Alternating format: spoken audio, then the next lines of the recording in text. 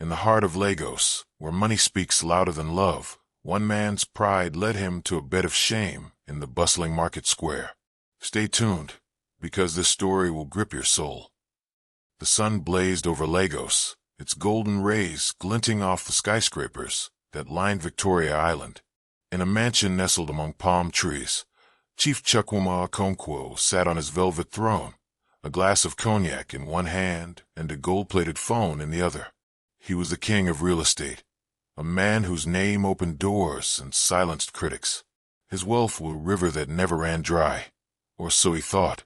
Chief Okonkwo's laughter echoed through the marble halls of his home as he sealed another multi-billion naira deal. His wife, Adana, a woman whose beauty could make angels jealous, glided into the room, her gilly towering like a crown. "Chukwuma, you work too hard," she said, her voice soft but firm. "When will you rest?" "Rest," Chief scoffed, his eyes gleaming with ambition. "Rest is for the poor. I am building an empire, Adana. Our children will never know hunger." Adana sighed, her diamond earrings catching the light. "Money cannot buy peace, my husband. Be careful. Pride comes before a fall." Her words hung in the air, but Chief waved them away like a pesky fly. He was untouchable. His fleet of cars, his private jet, his properties across Nigeria and Dubai, they were proof of his invincibility. But fate, as the elders say, is a patient hunter.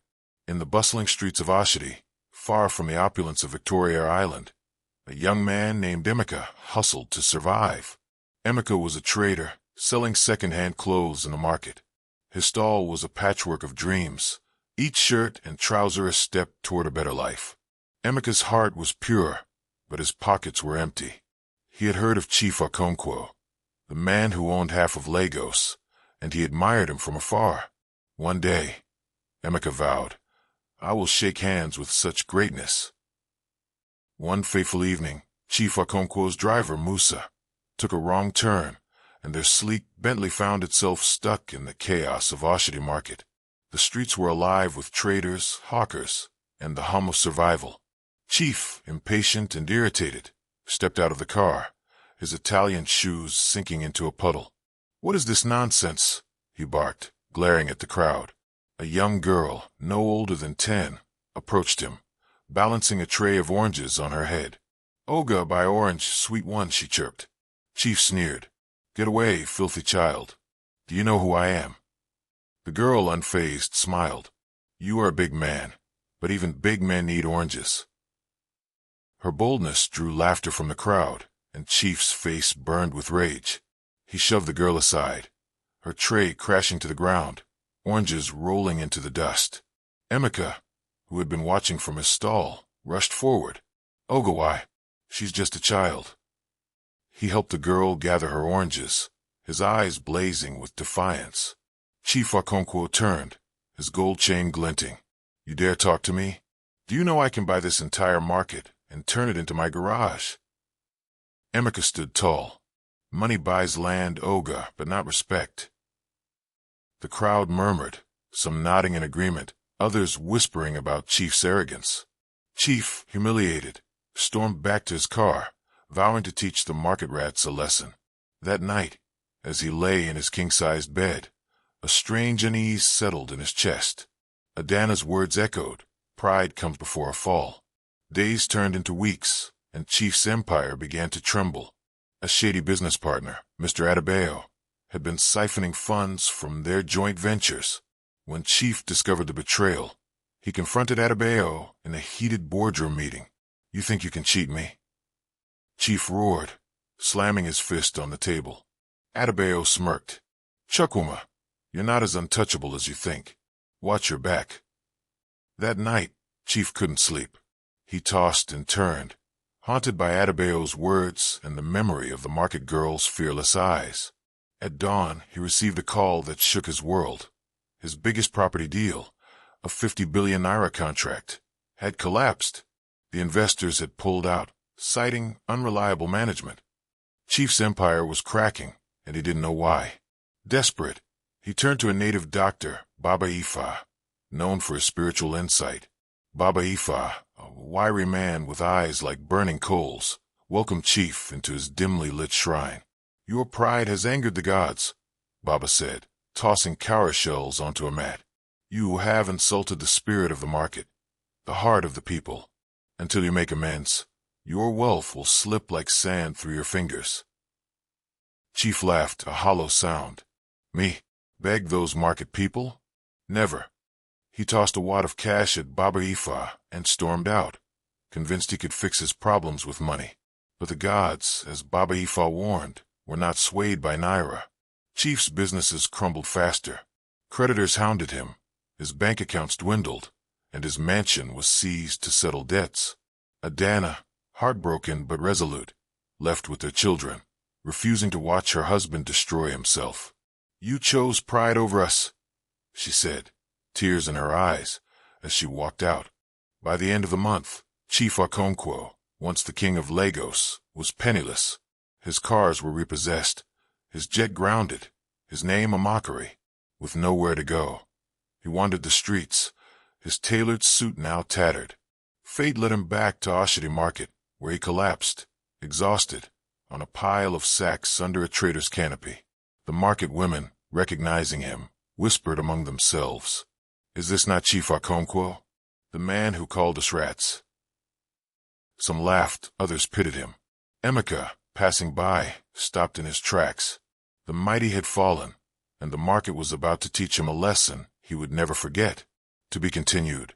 Will Chief Okonkwo rise from the ashes, or will the market swallow him whole? Hit that subscribe button and stay tuned for part 2. They say the market never forgets, but can it forgive? Chief Okonkwo's downfall has only begun, and the streets of Oshodi hold secrets that could save or destroy him. Don't miss a second of this drama. The morning sun rose over Oshodi, painting the market in hues of gold and chaos. Traders shouted their wares, buses honked, and the air buzzed with life. Chief Okonkwo stirred on his makeshift bed of sacks, his body aching, his pride shattered. His once pristine suit was now a map of stains, and his stomach growled, a reminder of his new reality. Mama Ngozi, a plump woman who sold yam and peppers, stood over him, hands on her hips. "Oga Chief, so you now sleep in my stall? Wonders shall never end." Her voice was sharp, but her eyes held a flicker of pity. Chief sat up, his head pounding. "Leave me alone," he muttered, but his voice lacked its former fire. The market crowd gathered, their whispers a chorus of judgment. Among them was Emeka, who watched silently, his heart torn between resentment and compassion. Mama Ngozi clicked her tongue. "You pushed that small girl, scattered her oranges, and now you sleep in our market? Oga, the gods are not smiling on you." Chief's face burned with shame, but he had no words. He was no longer the man who could silence a room with a glance. Hunger gnawed at him, and desperation clawed at his soul. He staggered to his feet, determined to leave, but the market seemed to close in around him, its noise a mocking reminder of his fall. Emeka stepped forward, holding a loaf of bread and a sachet of water. "Take this, Oga," he said quietly. "You need strength." Chief glared at him, pride flaring one last time. "I don't need your charity, boy." Emeka didn't flinch. "It's not charity. It's humanity. Even kings fall, but only the wise rise." The crowd watched, hushed, as Chief hesitated, then took the bread. He tore into it, his hunger overcoming his ego. The market women murmured, some nodding in approval. Mama Ngozi clapped her hands. "This boy, Emeka, has a good heart. Maybe you should learn from him, Chief." Over the next few days, Chief became a fixture in the market, sleeping under canopies and eating scraps offered by traders. The market, once a place he despised, became his reluctant home. He watched Emeka work tirelessly, haggling with customers, helping others, and sharing his small earnings with those in need. Chief began to see what he had never noticed before. The market was not just a place of trade, but a community bound by struggle and resilience. One evening, as the market quieted, Emeka sat beside Chief, offering him a plate of jollof rice. "Why do you help me?" Chief asked, his voice hoarse. "I insulted your people." Emeka shrugged. "My mother taught me that a man's worth is not in his wallet, but in his heart. You're down now, but you can rise. Chief's eyes glistened, a rare vulnerability breaking through. I was a fool, Emeka. I thought money was everything. Emeka smiled. Money buys bread, but only understanding feeds the soul. Their conversation was interrupted by a commotion. A group of thugs, led by a scar-faced man named Scorpion, stormed the market, demanding protection fees from the traders. Mama Ngozi stood her ground, refusing to pay. Scorpion raised a hand to strike her, but Emeka stepped in, shielding her. "Leave her alone," he shouted. Scorpion laughed, his gold teeth glinting. "You, a small boy, I will crush you." Before things escalated, Chief stood, his presence still commanding despite his tattered clothes. "Enough," he roared. "This market is not your playground." Scorpion sneered. "Chief Okonkwo, look at you, sleeping in the dirt. You're no one now." Chief's fists clenched, but he held back. "I may be down, but I know people who can make your life hell. Leave these traitors alone." Scorpion hesitated, then backed off, muttering threats. The traitors cheered, and Mama Ngozi hugged Chief. "Maybe there's hope for you yet," she said. That night, Chief couldn't sleep. Emeka's words and the market's unexpected kindness stirred something in him. He remembered Baba Ifa's warning, "Make amends." For the first time, he considered it. But how could a man who had lost everything make things right?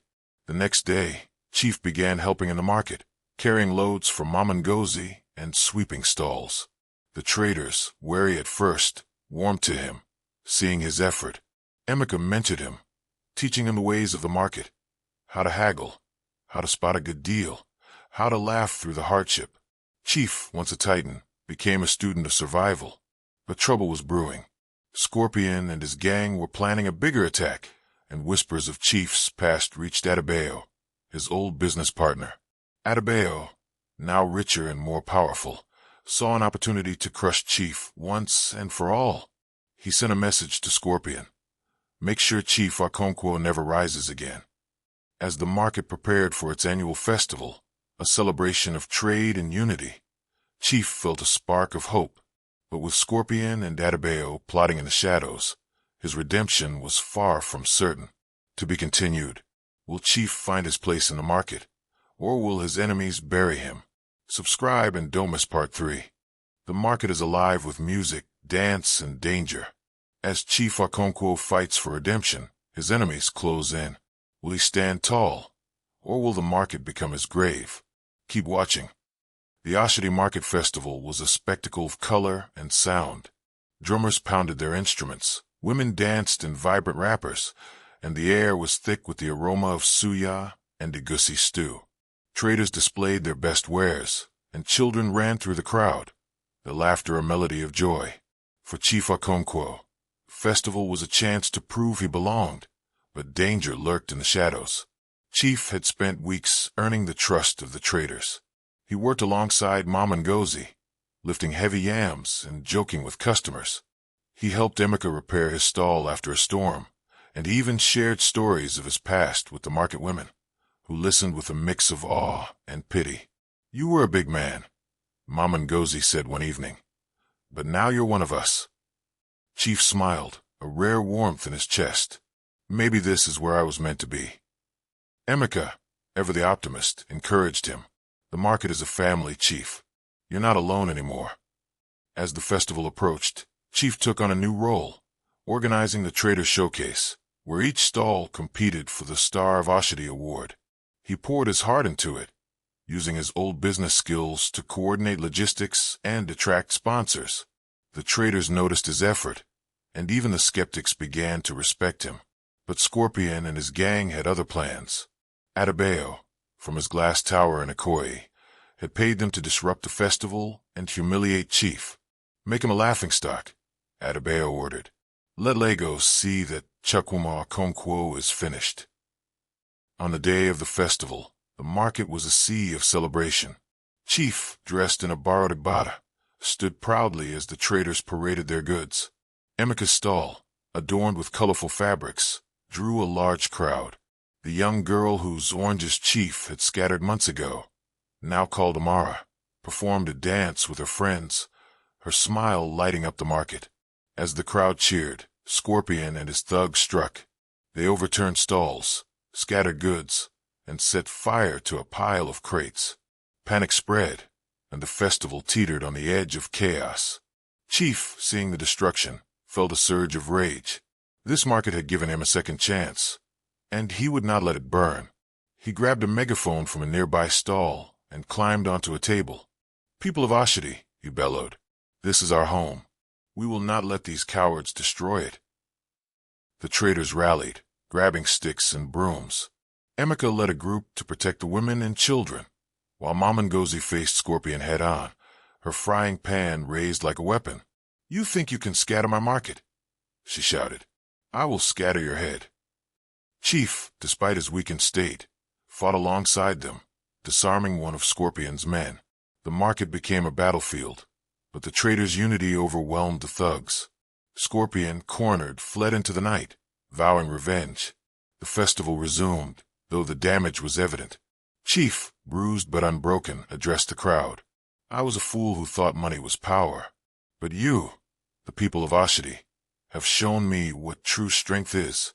I am sorry for my pride, for my arrogance. This market is my home now, and I will fight for it." The crowd erupted in cheers, and Amara ran to him, hugging his legs. "You're not a bad man anymore, Uncle Chief," she said. That night, as the festival wound down, Emeka pulled Chief aside. "You've changed, Oga. But be careful. Men like Scorpion don't forgive, and whoever sent him is still out there." Chief nodded, his mind racing. He knew Adebayo was behind this, and he would not rest until he confronted his old enemy. But first, he had to rebuild the market's trust and protect his new family. To be continued. Can Chief outsmart Adebayo and save the market? The final battle awaits in Part 4. Subscribe now. The final chapter is here. Will Chief Okonkwo reclaim his honor, or will his past bury him? This is the Nollywood ending you've been waiting for. Don't look away. The market healed slowly after the festival, but the trader's spirit was unbroken. Chief Okonkwo, now a respected figure in Oshodi, worked tirelessly to repair the damage. He sold his last gold watch to fund new stalls and organized a cleanup drive. The traders called him Chief of the People, a title that meant more to him than any boardroom crown. But Adebayo's shadow loomed large.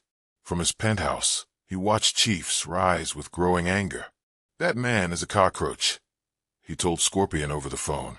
"Crush him, or I'll crush you." Scorpion, humiliated by his defeat, gathered a larger gang. This time, they planned to burn the market to the ground, ensuring Chief's legacy ended in ashes. Emeka, ever vigilant, overheard their plot while delivering clothes to a nearby shop. He rushed to warn Chief. "Oga, they're coming tonight," Emeka said, breathless. "Adebayo wants you dead." Chief's jaw tightened. "Then we'll be ready." He rallied the traders, who armed themselves with determination and makeshift weapons. Mama Ngozi called on her network of market women, and Amar's uncle, a retired soldier, trained them in basic defense. The market became a fortress, its people united against a common enemy. As night fell, Scorpion's gang descended, their torches casting eerie shadows. But the traders were prepared. They ambushed the thugs, using the market's maze-like alleys to their advantage. Chief faced Scorpion in a tense standoff, his eyes burning with resolve. "This ends now," he said. Scorpion lunged, but Chief, fueled by months of hardship and newfound purpose, dodged and fought back. The market cheered as Chief subdued Scorpion, tying him up with a rope from Emeka's stall. The gang, seeing their leader fall, scattered. But the true battle was yet to come. Chief knew Adebayo would not stop. With Emeka's help, he tracked down his old partner's office in Ikoyi. Dressed in a simple shirt and trousers, Chief walked into Adebayo's glass empire, unafraid. Adebayo laughed, leaning back in his leather chair. "Chukwuma, you're a ghost of your former self. What do you want?" "I want peace," Chief said. "You took my wealth, but you can't take my soul. Stop this war, Adebayo, or I'll expose your crimes to the world." Adebayo's smile faded. He knew Chief still had connections, old allies who could unravel his shady deals. After a tense silence, he nodded. Fine, but stay out of my way. Chief returned to the market, victorious, but humble. The traders welcomed him with open arms, and Adana, hearing of his transformation, returned with their children. You're a new man, Chukwuma, she said, tears in her eyes. Chief rebuilt his life, not as a tycoon, but as a leader in Oshodi. He mentored Emeka, who opened a bigger stall, and supported Amara's education. The market thrived, a testament to the power of community and redemption. As Chief stood in the market square, watching the traders laugh and work, he smiled. He had lost his wealth, but found his heart. The man who once slept in the market had risen, not as a king, but as a brother. And so the story ends, but the lessons live on. What did you learn from Chief Okonkwo's journey? Drop your thoughts in the comments, like, share, and subscribe for more Nollywood stories that touch the soul.